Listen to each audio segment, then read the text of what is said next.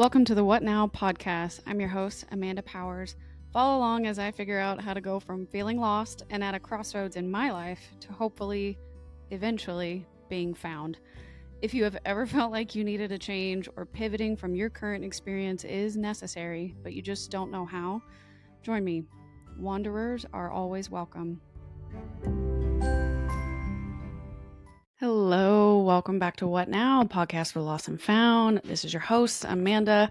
If you're new here, then hello. Welcome to the journey that is my kind of crazy life.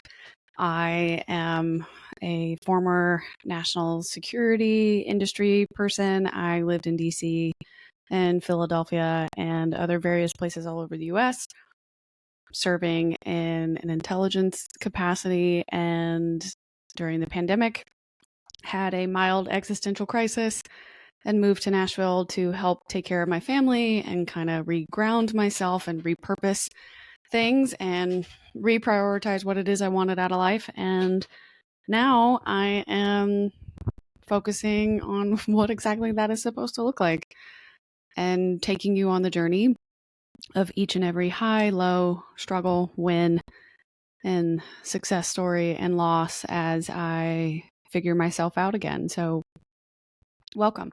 I figured we're in the 40s now in terms of episodes. So I kind of figured if there's anybody new here and they're jumping in the middle rather than at the very beginning, I needed to give kind of a quick update on who I am and what it is that I'm doing.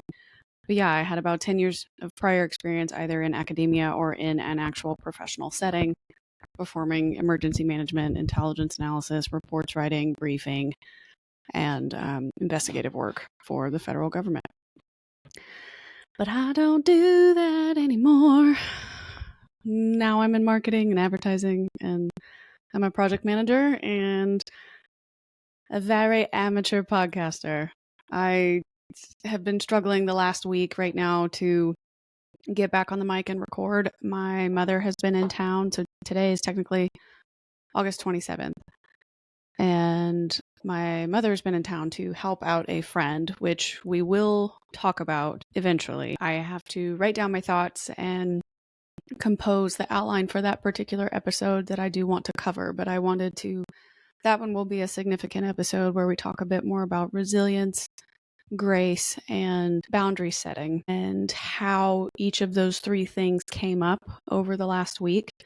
So I will get into that later, but for the next few episodes, I wanted to kind of catch you all up on previous things that I had been thinking about and dealing with. So we're going to get there. But thank you so much for your patience and, sending reviews and idea submissions, Q&As, posting about the show, sharing it with your friends and your family, sending me feedback, honestly, has been incredibly insightful and very helpful to kind of figure out what directions I need to take the show in, or what topics should be covered that'll be more supportive and helpful or relatable to you, while you, the listener, might be dealing with your own self-loss journey and what's been happening in your life. So I'm just very, very grateful for anybody that has submitted feedback. So thank you so much, and thank you for being here. I will never be able to say that enough and have it be meaningful.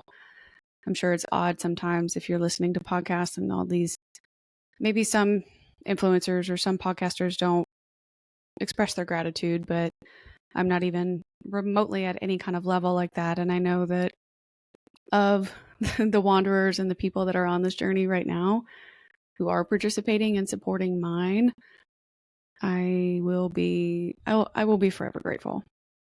And it doesn't matter if there's 45 of you, 100 of you, 1,000 of you, whatever it may be. I appreciate that you would give your time to me at all. So I'm very grateful for that. So thank you for being here. This week, I kind of wanted to talk about a few other things. I've done my, let me see if I can get this correct. This is typically a show about my current self-loss journey, and I do my best to present the information as best as I remember it, while being respectful to all sides of the story. Of course, I'm only ever going to present my side of the story because I'm only me. I can only represent what's in my head, what I felt, what I thought. And they always say there's three sides: yours, mine, and the truth. So as of right now, I'm only able to present mine. But there have been a few times where I've been very wary throughout the show, multiple times, to bring up explicit discussions about my own personal romances or personal relationships. I try not to get very descriptive, only one, because there's already so many shows that talk about relationships, and this is not me. I am not a relationship expert, clearly. I have no medical background, certificate training in anything like that, and I don't feel comfortable offering advice other than the fact that I can explain what I've done and what's either worked or blown up in my face, so that way anybody can learn from my particular mistakes. But that isn't the goal of this particular show. However, over the last few weeks, last few months, some of the episodes have brought up relationship-related questions or relationship-related topics, and so I'm starting to realize that if I'm going to be completely honest about this particular journey that I'm on, I can't avoid it forever. There are going to be moments where I talk about my self-loss, and I've kind of realized that it's entirely possible that some of these self-confidence issues or questioning of myself for why I feel certain ways in certain situations is possibly from relationship trauma. But I did not know, due to that lack of education, I did not know the best way to bring that up while being respectful, my perspective of what happened, but also protecting the privacy of the other people involved, to make sure that if they don't want to tell that story, they don't want to be involved in this project whatsoever, because none of them asked for that. And I don't want to turn it into like a gossipy situation. So I really only want to bring all this to say, I only really want to bring things up when I hear something or see something or read something in my own podcast research that triggers a topic. And so this week we are going to talk about justifying your worth, in particular to relationships. And I want to talk about that because I started listening to some other podcasts to kind of expand my mind and find new topic ideas for my own stuff as well. And in the this year, I don't know the exact date because obviously everybody pre-records a lot. At some point this year, Kendall Toole, a former Peloton instructor, a fitness person, and a corporate America girly turned Peloton instructor, now moving on to what I believe looks like a lifestyle coaching public speaker job role. She left Peloton and started one of the side projects that she started after leaving Peloton was a podcast called Wholeheartedly with her friend Gailey Alex.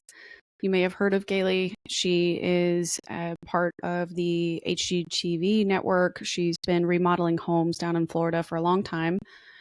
And they became friends and started this podcast together. And so each of their episodes is basically just an insider's look into their friendship and their lives, be it past or current.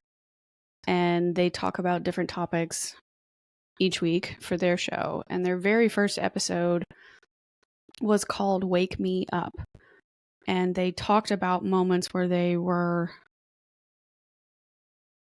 not fully in themselves and realizing that they needed to get out of bad situations and how to do that. And they semi-touched on it. They didn't explicitly say this, but it resonated with me that they were technically talking about moments when they were lost, losing their identity, either through their jobs or through relationships, and how that took a toll on who they are as people and kind of the lessons that they had to learn from that.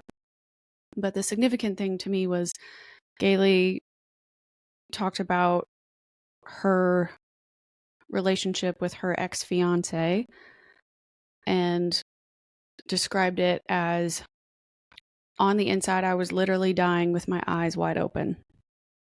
And when I heard that, I kind of metaphorically came to a screeching halt, right? Like I paused the episode and immediately had to go and write that down for myself, dying on the inside with my eyes wide open. And I thought that just would resonate with a lot of you as well, because it hit me so deeply, because I had examples of feeling that way in my past. And I kind of thought, all right, let's listen to this and see, the kind of path we can go down, and what are lessons that I learned from my moment when I felt like I was dying with my eyes wide open. And hopefully I can pass that on to you so you can either feel less alone or validated and also feeling that way if you have a moment kind of like that. So here we are. Let's get into it. So in this episode, they talk a bit about, Gailey and Kendall talk a bit about being famous and having their lives plastered all over social media, and how everybody should still realize that social media, no matter how many followers you have, social media is a platform. It's a highlight reel for every single person. And it's extremely, whether you actually have strategy behind it or not, subconsciously you are being strategic about what you choose to show to the public, whoever's following you, for what you choose to allow people to see in your life. The vast majority of people are only going to show you things that go really well, things that highlight the best sides of themselves, best sides of their lives, best sides of their personalities, etc. You can get a very good picture of what you think someone is like, but an online persona is still exactly that. It's an online persona. So you never really know what somebody is dealing with or what's going on with them. And we kind of touched on this a little bit when I talked about the two younger UGC TikTok creators from the previous week, and everything I learned about them as I dug through their content, realizing that they actually talk about far more topics than just women traveling in their 20s. There's more depth to it than that. And I really appreciated that some older women, or at least people that were closer to my actual age, Kendall and Gailey, were talking about the exact same things, but from their perspective. And so it felt a little bit vindicated to continue to hear that everyone, no matter how old you are or how many followers you have, social media is a highlight reel.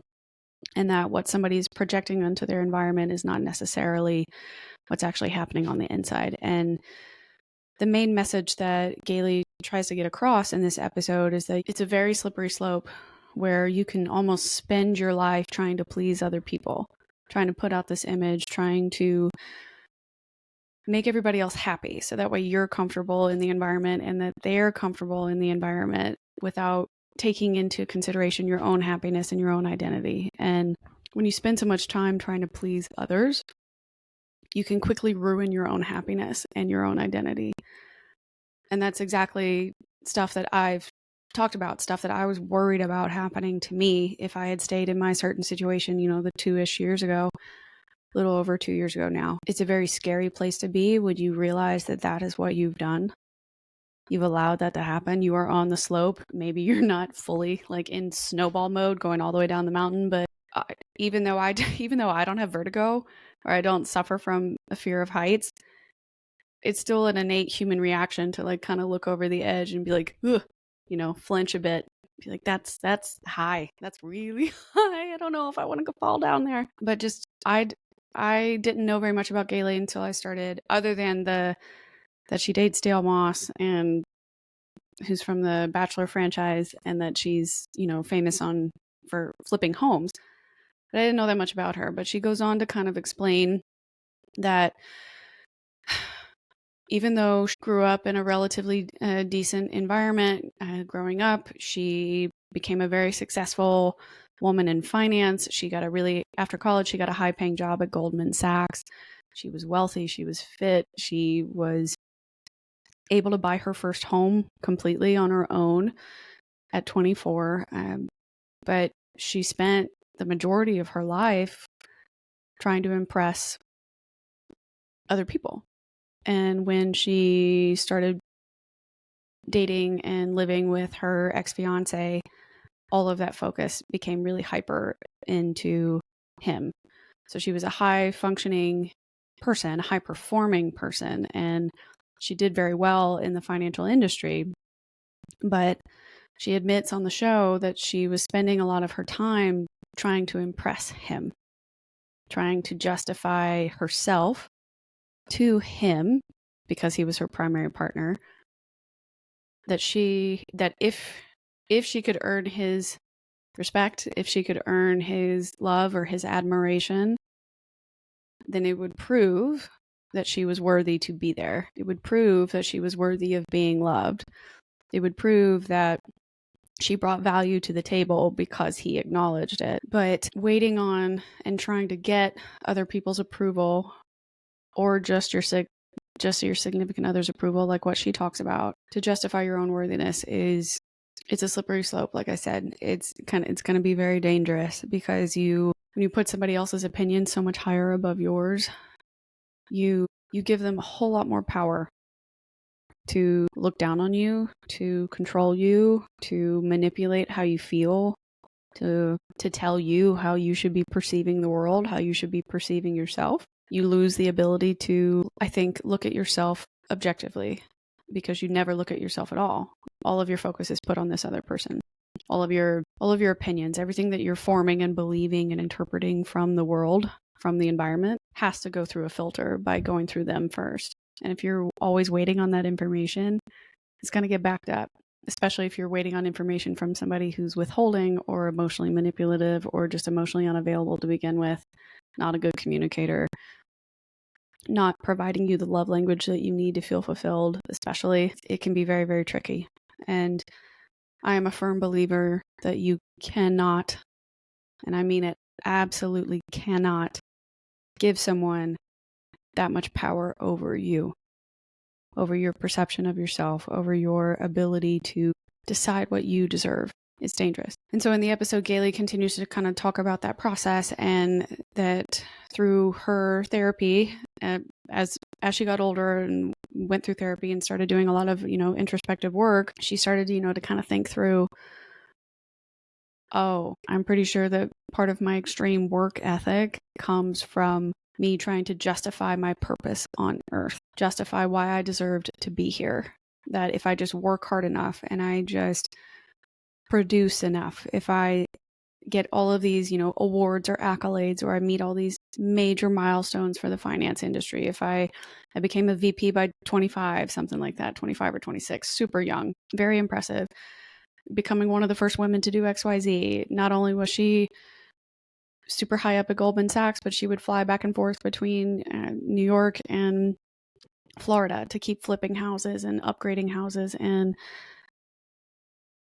following a passion while still being successful in her other professional pursuits. And she was multifaceted, right? But none of that really registered or mattered to her or was considered significant, because the people that she gave power over her didn't acknowledge them, right? And so it took her so much longer to realize that your work ethic doesn't define who you are. And we talked about that in episode 1. The very first episode I talk about was mostly a huge reminder to myself that your career is not your worth. Your professional accolades are great. They're nice. I think anybody would agree that it feels good to be recognized for working hard on something and succeeding at something that you truly care about. But to be in a relationship with someone who identifies your passions as a threat, or who identifies what makes you unique, what makes you skilled or, talented at something, dating or being in a romantic relationship with someone who identifies that as a threat, and who does everything in their power to squash it or control it or manage it for you, is not the kind of partner you want to be with. It's not the kind of relationship that you want to be with. And that was when she started to describe realizing that she was dying with her eyes wide open. The less that her particular partner, her ex-fiance at the time, supported her house flipping dreams, home renovation dreams, home design, architecture, decor dreams, and told her that she had to live in a certain place, or she had to work at a certain place, or she needed to quit her prior job so that way he could take care of her instead. The demands that he was putting on her were not demands that were going to allow her to be who she truly was. And so she kept, because she loved him and she valued his opinion over her own, over anyone else's, she slowly slipped away. She, as an individual, like the identity of her, she wasn't physically dying as far as I know. I hope not. Gosh, that would be terrible. Knock on wood that that's not what happened. But I know what it's like to be with someone that wants to squash who you are. that wants you to be less than them, that wants you to be less ambitious. You can't dream that big because they don't know how, and it's scary to them. You can't expand or grow in those kinds of directions because those are not directions that they wanted to go in ever, so they can't even envision trying to go down those paths either. And if there's any moment where it would look like you are the more ideal candidate, you are the more valued individual in the partnership, they can't handle that. And they'll do whatever it takes, physical, emotional, psychological manipulation, to control that particular scenario and prevent you from becoming the thing that they're so afraid of. And if you let them, it's going to start feeling like you're dying on the inside with your eyes wide open, almost paralyzing in some scenarios. And to watch someone who is so strong and talented and smart and capable slip away like that, or let people take advantage of them like that, or let people manipulate them or abuse them or control them like that, it's a lot of things. It can be scary, it can be sad, it can be frustrating, heartbreaking, mostly paralyzing, because you don't really know what you can do to get them out of, to snap out of that situation, to stop believing in that thing that they've been telling themselves for so long. Because trust me, changing mindsets is no easy feat. Oh God, Amanda. Kendall is responding, of course, if you listen to the episode, Kendall responds back and forth between Gailey's stories and Kendall's stories.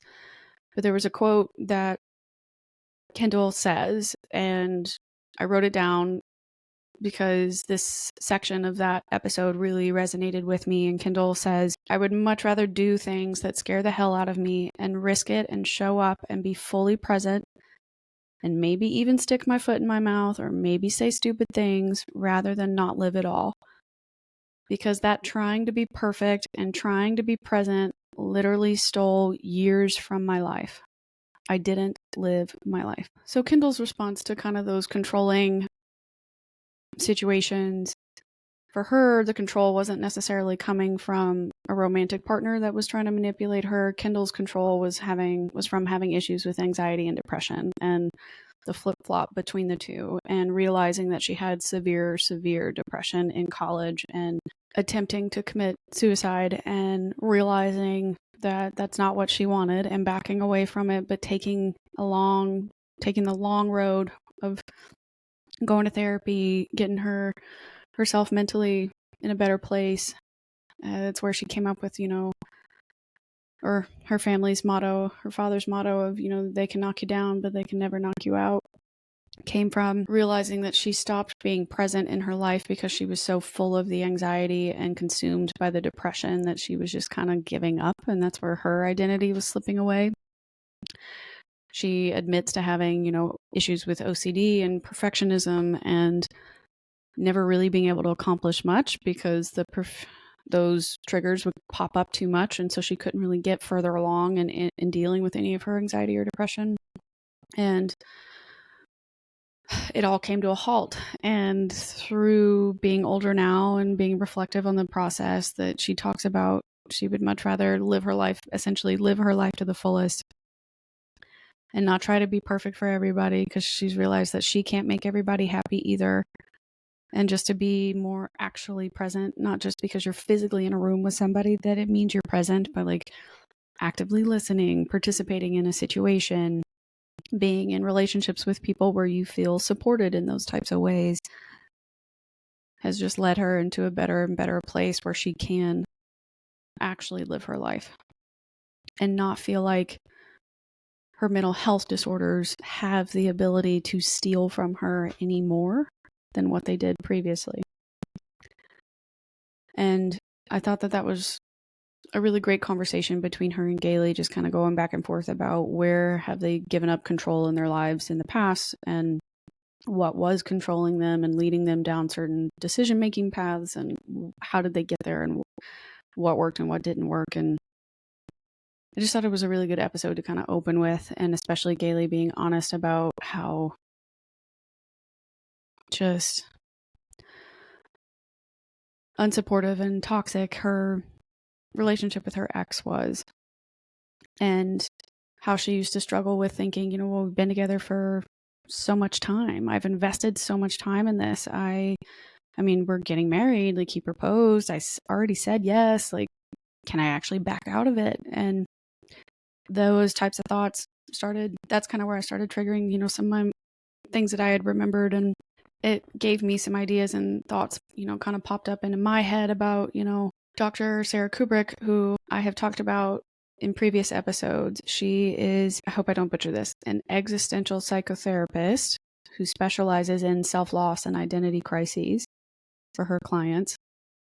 And in one of her interviews about her book, It's on Me, she was on the Girls Gotta Eat podcast, and she was talking about relationships and how you can start to feel lost in certain relationships, particularly romantic ones, and how to handle that situation. And the thing that stuck out to me during that interview was she said that the fact that you invested in something can't be the only reason that you invest more. So I've heard that a lot, Gailey's problem where she was talking about like, well, I've already done this much. I've put in this much effort with him. We've already started the wedding process, the wedding planning. Like, I've already invested so much time and effort and money.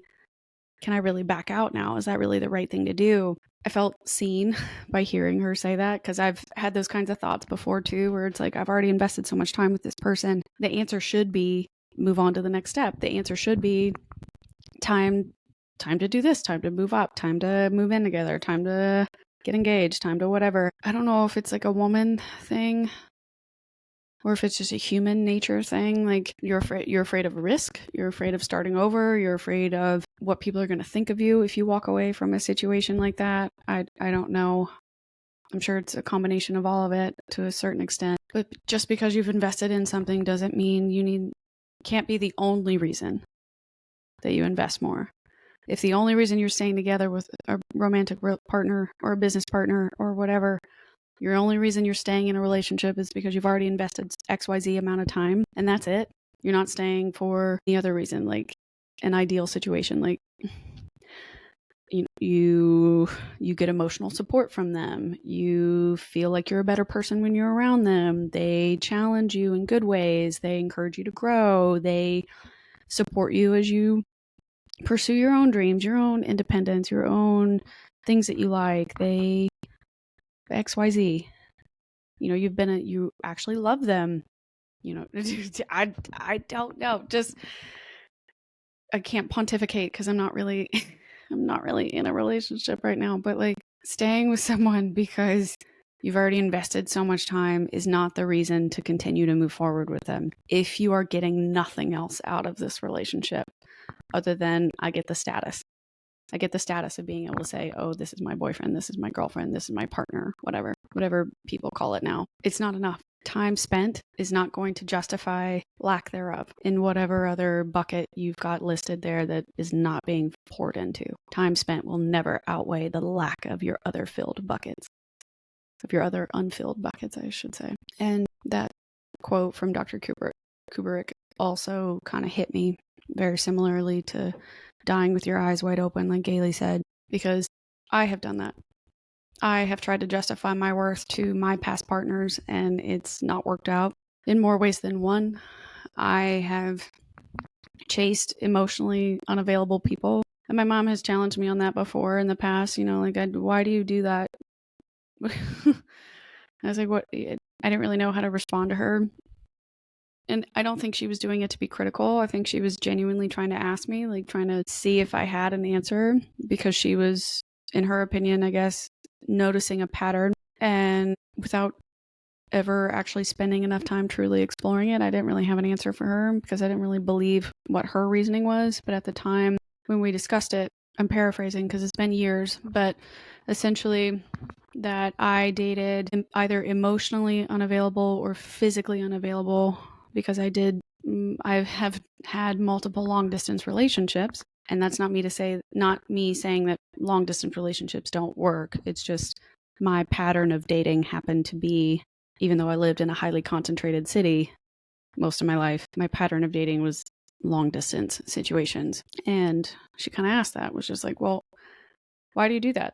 I think it's because it gives you the space. It might be giving you the space to pursue what it is you want to do on your day-to-day basis because they're not physically near you. So you're not dedicating physical one-on-one time often. You're not having to cut off things that you want to pursue because they're there, and you then have to decide how to split your time. But I also think maybe they're emotionally unavailable because if you date people that are emotionally unavailable from the get-go, whether you recognized it or not subconsciously, it was that you kept dating them anyway instead of walking away when you realized that that was what the problem was.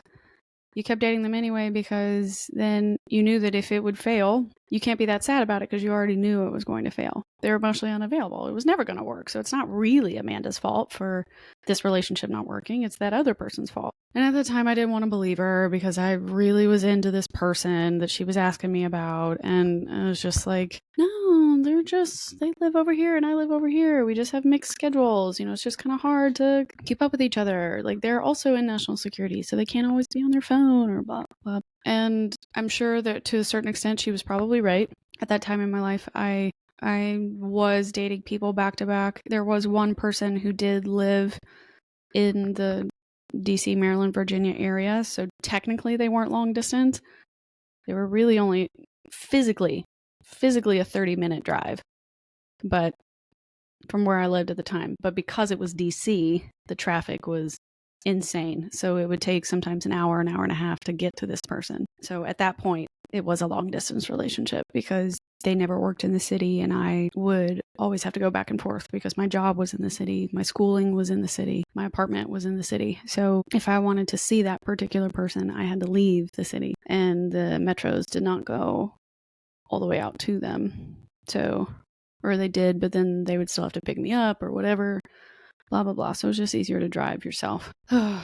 Anyway, but chasing emotionally unavailable people has kind of taught me a lot. Maybe not necessarily always about myself, if that's the lesson I'm supposed to pull from those relationships, but it's at least looking back on things, it has started to show me that dating or chasing or dating or pursuing people that already show you who they are, whether or not they explicitly say, I don't do good in relationships, or I'm not emotionally available, or I'm physically here, but I'm never going to fulfill you because I don't do XYZ to fill your cup. Like, nobody's always telling the truth exactly like that. You have to date intentionally and pay attention to the signs that people are giving you, whether they're explicit body language or not explicit at all. You just got to figure out how to read between the lines. Chasing emotionally unavailable people is going to leave you more hollow than you were before. And as much as I want to say I've learned a lot from this situation, I kind of feel like I'm still learning a lot about myself, and I'm still trying to figure out where exactly was the point in my life that flipped my confidence upside down, right? Like, if there was a decisive moment in my life where my confidence just went so sideways, like, where and when did I actually start to lose myself so much that I started to think that I was lower than low, that I deserved to be treated this way by these emotionally unavailable people? Why did I think that I needed to stay with these people who clearly either were not interested in me, not interested in supporting what it is that I wanted to do? They were interested in me, but only interested in a version of Amanda that could be controlled, a version of Amanda that was smaller than them, a version of Amanda that didn't threaten who they thought they were, a version of Amanda that would not hold up a mirror to them. And I think I never explicitly stood up to those people in those moments that I'm thinking about in my past. I let a lot of it just kind of happen. And I let it really tear me down. I let it really make me think that I was not attractive, that I was unwanted, that I wasn't sexy, that I wasn't doing it right, that I wasn't smart enough, or I wasn't funny enough, or I wasn't grateful enough, or I wasn't successful enough. Or the opposite, if I was too much of those things, if my success started to make them feel threatened or less than, I had to find a way to hide being good at something, or I had to find a way to hide being happy about little things that had happened in my day or my life. Would withhold information from somebody that's supposed to be your partner, that's supposed to be pushing you up, raising you up, supporting good things that are happening in your life. I would hide those from them out of fear that they would belittle it or take it away from me or just twist it.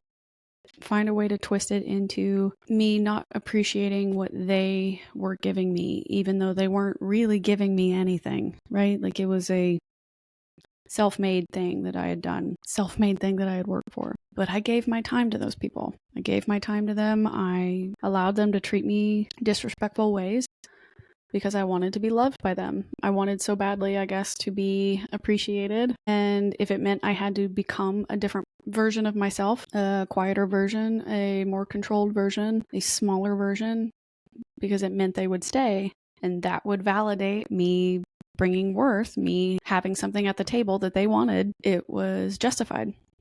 It was justified to make me smaller. It was justified to make me quieter. It was justified to make me less interesting, I guess. And the truth is, it never was at all. Same thing goes where you don't have to be that deep in a relationship to realize that something's wrong, right? Or something's just not right, the right fit for you. Because I think a lot of people, you might see this on social or you might hear on it other podcasts or with your own therapist, but like the discussion of breadcrumbing in relationships, because you can do all the extremes, like ghosting, abuse, gaslighting, emotional destruction, blah, blah. Breadcrumbing, something that comes up a lot. And I just wrote down in my notes that breadcrumbing tastes good, but it's poisonous. When you're dating somebody when you're dating someone and there's a power dynamic where one person seems more interested in the other, or more interested in the situation than the other person is, the one who has the control can kind of breadcrumb and keep you on the hook and give you little pieces of attention over time just to keep you interested and to make you think that something's still going on there, or at least to keep their benches filled and to make sure that you're still there and willing to sit on the bench. And so they'll just give you piece by piece, breadcrumbing, piece by piece, a little bit of attention. They finally send you a text back, or they finally ask to come over, or they finally call you back, or they finally acknowledge the meme you sent, or something so dumb. They look at your stories. And trust me, looking at your stories doesn't mean jack. It doesn't. People are on Insta so passively, but breadcrumbing is going to taste good, but it's poisonous. You feel like you're being fed because you're getting all these crumbs, but it's only because you're getting these dopamine hits from a toxic person over and over again, where your dopamine keeps getting kind of replenished, but it's momentary, it's fleeting, and you feel like you're being fed, but the truth is that they're slowly starving you instead. And some of them might even be testing how much you're willing to put up with. And the longer that you stay, or the less that you fight back to their actions or their continuous breadcrumbing, the less respect they actually have for you sometimes, and the less that they want you. If you're constantly available like that, it's not as interesting. Some people are only interested in the chase, and they're only playing games, and they're only interested in self-satisfaction, convenience for them. You're interesting and you're a good choice when it's on their terms, always. And that's not a sustainable way to live. And I've learned that I would rather keep climbing on my own. I think I would rather keep growing on my own. I think I would rather invest in my worth. I want to give control over my worth to me. I am going to justify my existence on this planet. I am going to do what makes me feel good. I am going to do what I believe is right. I'm going to do to the best of my ability, despite knowing I'm going to make mistakes, despite knowing I'm going to mess up, despite knowing I'm going to say something wrong sometimes and hurt somebody's feelings. I'm going to do everything I can in my power to build myself back up and teach myself that I am worthy of being loved because I show it to myself every day. I don't have to wait on somebody else to tell me that they love me. I don't have to wait on somebody else to be excited for what I've done or proud of what I've done to justify the purpose that I am serving on this planet. The only person that's going to be able to give me that purpose is me. And the same thing goes for you. If you're sitting in a situation right now where you kind of feel like you're dying with your eyes wide open, that could be anything, doesn't have to be a romantic partner, but the genuine feeling of almost disassociating from your body. You are watching the world pass you by, your life pass you by. It's almost like you wake up every day watching an episode of a sitcom. It's your life. You're in it. You're walking on the stage. You're saying the lines. You're doing the thing. You're making the joke. The audience laughs. But you don't feel anything. You don't progress in any kind of actual direction. You're just watching your life happen. You're not actually experiencing your life. That's dying with your eyes wide open. There's a little bit of piece of you that doesn't wake up every day as that continues.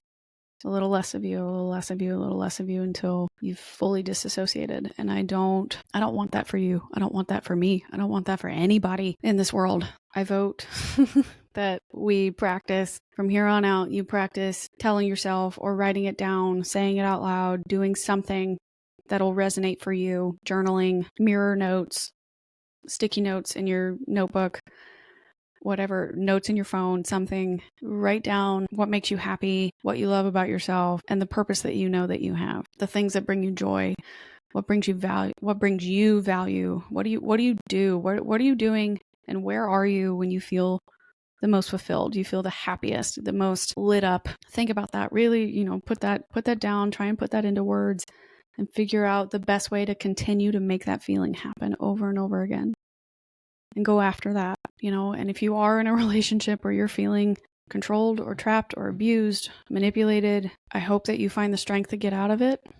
I hope you find the strength to wake up. I hope you find the courage to walk away from something despite having invested so much time and effort into someone.